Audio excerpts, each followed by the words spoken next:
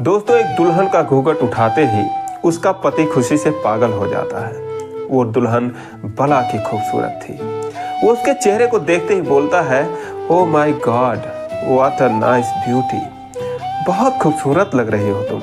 लेकिन दोस्तों, तभी उस लड़की की आंखों से आंसू टपकने लगते हैं। वो बोलता है, क्या हुआ? उसके हाथों को अपने हाथ में थाम लेता है और बोलता है कि मेरे पास किसी चीज़ की कोई कमी नहीं है, मैं तुम्हें दुनिया की सारी खुशियाँ दूंगा।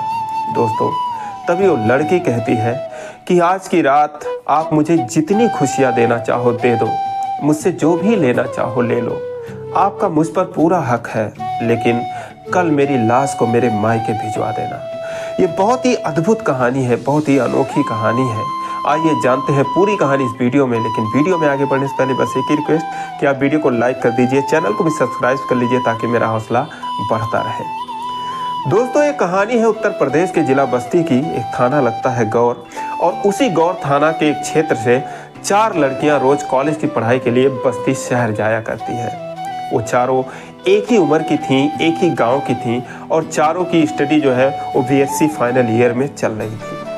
ये चारों अपने गांव से बस्ती जाती हैं। बीच में 20 किलोमीटर का रास्ता होता है और इसी रास्ते में एक नदी पड़ती है, उसका नाम है कुआनो। कुआनो नदी पर एक पुल बना है और उस पुल की खास बात यह है कि उस पर से जो नज़ारा होता है काफ़ी सुंदर दिखता है। इसीलिए कुछ लोग अक्सर वहाँ पर रुक जाया करते हैं सेल्फी लेने के लिए, यूं ही टाइम पास करने के लिए।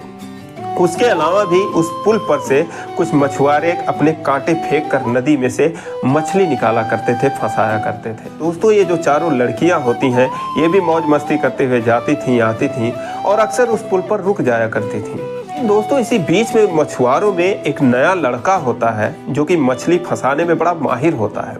उसका नाम होता है सोनू निषाद। उसके चारों में न जाने ऐसी कौन सी खासियत थी, उसके अंदर ऐसी कौन सी कला थी कि वो सबसे ज्यादा ही मछली फंसाता था। दोस्तों, इन चारों लड़कियों में एक लड़की का नाम होता है सीमा सिंह। उसे भी मछली का पकड़ा जाना अच्छा लगता था। एक दिन वो सोनू निषाद के पास आती है और बोलती है कि मुझे भी मछली पकड़ना है। तो सोनू कहता है कि तुमसे गंदा काम कहाँ होगा, तुम दूर ही रहो। तो बोलती है, क्यों? मैं भी मछली खाती हूँ, गंदा क्या है इसमें? तो बोलता है, ठीक है, खड़ी हो जाओ, अभी मछली किसी में फंसेगी तो फिर तुम्हें बताऊंगा। तो मुश्किल से 5 मिनट के भीतर एक मछली उसके कांटे में फंस जाती है। उसको देखते ही सोनू बोलता है, अरे खींचो खींचो, फंस गई इसमें। दोस्तों, सीमा जो है वो खींचने लगती है। चूंकि मछली थोड़ी बड़ी थी, वो अपनी तरफ जोर मारती है, अपनी तरफ खींचती है। तो बोलती है, अरे तुम भी खींचो, नहीं तो तुम्हारी मछली ही भाग जाएगी। दोस्तों, सोनू और सीमा ये दोनों मिलकर मछली निकाल लेते हैं। सीमा को बहुत मजा आता है, फिर वो अपने घर चली जाती है। अब दोस्तों, सीमा तो मछली निकालने के बाद चली जाती है, लेकिन जो सोनू निषाद होता है उसका खेल यहीं से खराब हो जाता है। दोस्तों, उसके ख्यालों में खो जाता है, क्योंकि मछली निकालते वक्त कभी सीमा का हाथ उसके हाथों में, कभी उसका हाथ सीमा के हाथों में। तो इस तरीके से जो स्पर्श था उससे वो उसके ख्यालों में खो जाता है। रात भर उसके बारे में सोचने लगता है। दोस्तों, अगला दिन होता है। सुबह सुबह वो डोरी अपने कांटे लेकर पुल पर पहुंच जाता है। अब ये लोग पढ़ने के लिए जब जाती हैं, देखती हैं कोई नहीं, वो अकेला है। तो उससे बोलती है, तुम सुबह सुबह आ गए, आज तो अभी कोई नहीं यहाँ पर है। तो बोलता है, हाँ आ गया। तो बोलती है, अच्छा आते टाइम मैं मछली पकड़ूंगी, लेकिन जाना मत। तो बोलता है, ठीक है, नहीं जाऊँगा। तो बोलती है, ठीक है, जाना नहीं। बोलता नहीं जाऊँगा। दोस्तों, कहाँ जाने के लिए आया ही था, इसीलिए तो आया ही था।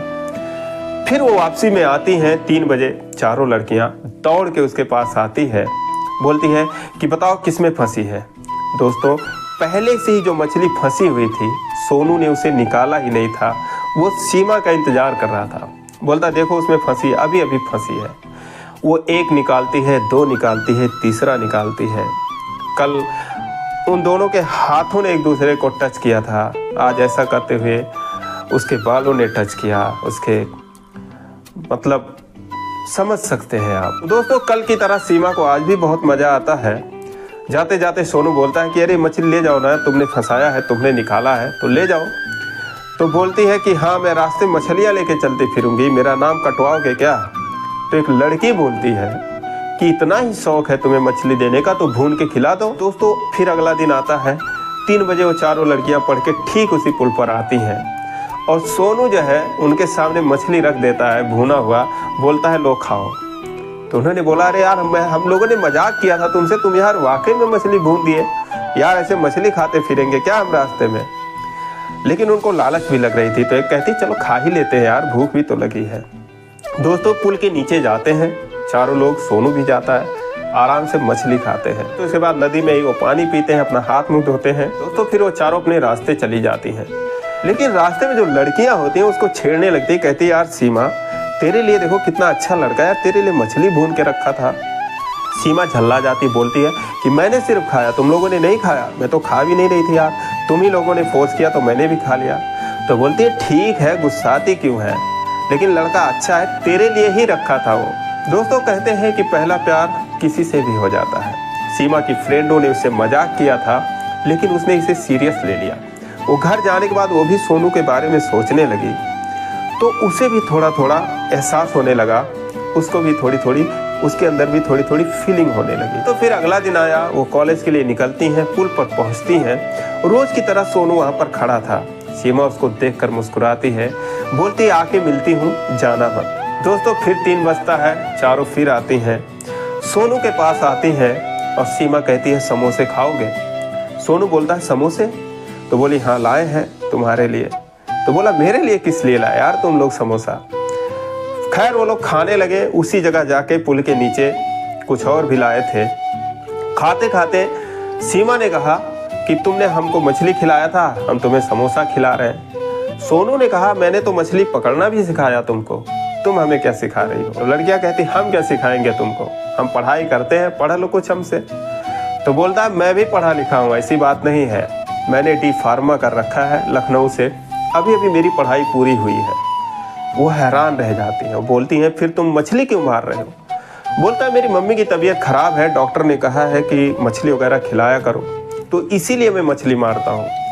और मेरा कास्ट भी यही है, मेरा नाम है सोनू निषाद, बगल का ही गांव जो बेतौहा है। उन्होंने बोला कि मैं बेतौहा के ही रहने वाला हूँ, जात का मल्लाह हूँ, तो इसलिए मछली मारता हूँ, पकड़ता हूँ, कभी कभी वैसे मेरे पिताजी मारा करते हैं। दोस्तों मात्र 2 ही 4 दिनों की मुलाकात के बाद सीमा और सोनू एक दूसरे को चाहने लगते हैं। दोनों एक दूसरे का नंबर ले लेते हैं, एक दूसरे से बातें करते हैं। उस पुल पर बातें मुलाकातें होने के अलावा वो अन्य जगहों पर भी मिलने लगते हैं।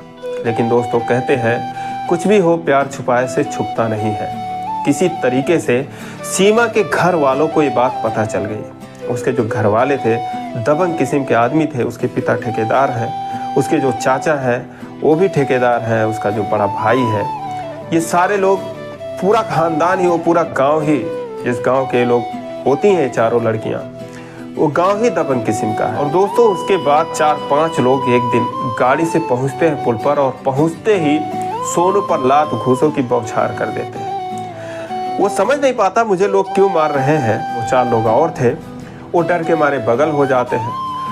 तो उनमें से एक आदमी जो है बोलता है कि अपनी औकात में रहो, ज़्यादा इश्कबाजी करने की कोशिश की तो मार के फेंक दूंगा, किसी को पता भी नहीं चलेगा बेटा, अभी तुम जानते नहीं हो हम लोगों को।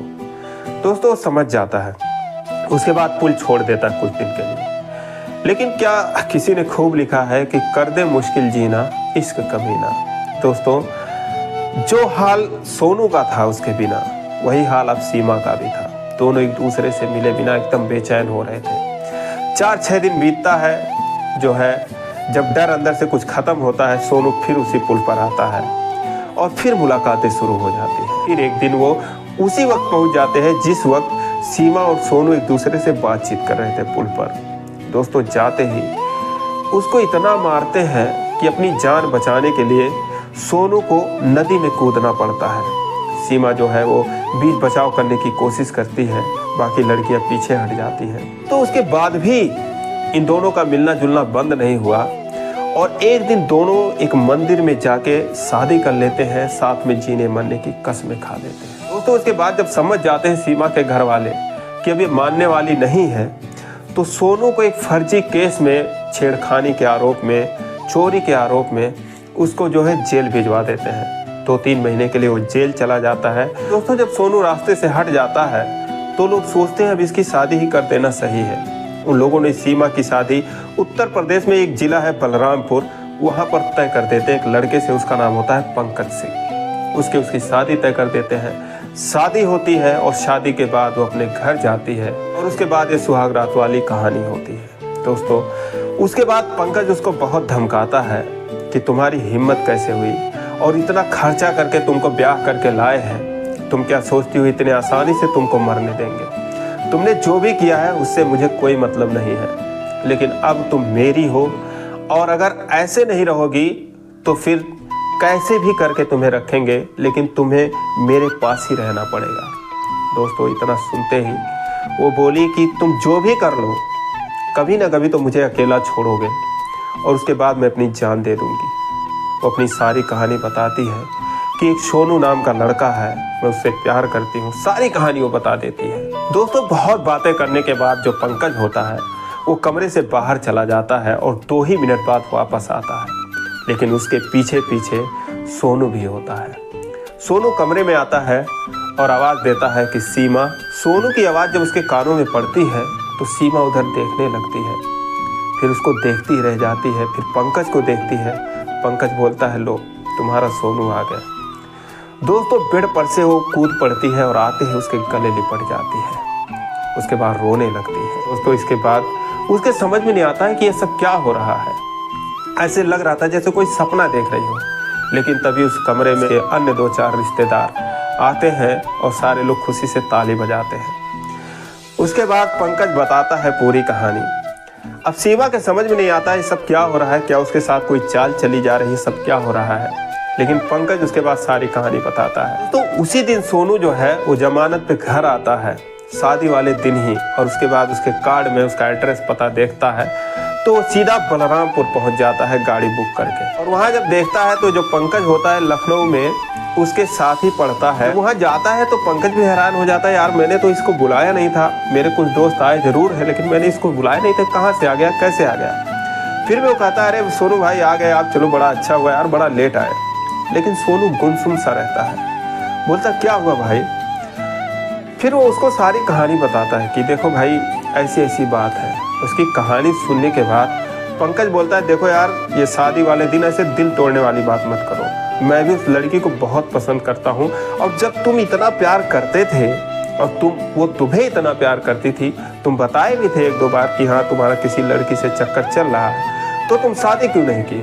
फिर वो जो है बोलता है कि मेरे ऊपर क्या क्या बीती है, मुझे मारा गया 2-2 बार, मुझे जो है जेल भिजवा दिया गया फर्जी केस में। उसके बाद पंकज सोच में पड़ जाता है, उसे कुछ समझ में नहीं आ रहा था। फिर वो अपने पापा को बुलाता है और ये तीनों लोग अकेले में बातें करते हैं। तो सोनू के हाथ में कागज का टुकड़ा होता है जिसको जो है अपनी सहेली से सीमा उसके घर पे भिजवाई रहती है। उसमें लिखा होता है कि तुम जेल में हो, मेरी शादी हो रही है, लेकिन मेरे माँ बाप का जो मुझ पर अधिकार है उसके अनुसार मैं तो शादी कर लूँगी, लेकिन अगले दिन मेरी लाश मेरे दरवाजे पर होगी, ये मैं तुमसे वादा करती हूँ। दोस्तों जब ये कागज़ वो लोग देखते हैं तो सोच में पड़ जाते हैं, बोलते हैं कि अब क्या किया जाए इसमें।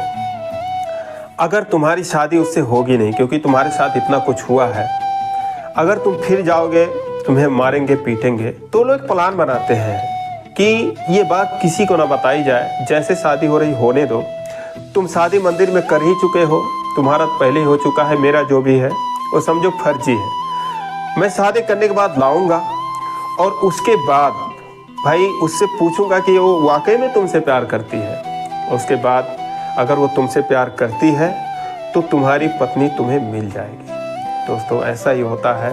पंकज उसे लाख समझाने की कोशिश करता है कि उसे भूल जाओ, ये करो वो करो, लेकिन वो लड़की अपने बात पर एकदम अटक रहती है सीमा। उसके बाद दोनों एक दूसरे से मिलते हैं और उसके पिताजी बोलते हैं कि अब तुम्हारा कोई कुछ नहीं कर पाएगा। उसके जो पिता होते हैं जाने माने वकील होते हैं, बोलते हैं कि मैं अगर कुछ वो लोग करेंगे तो मैं तुम्हारे तरफ से केस लड़ूंगा।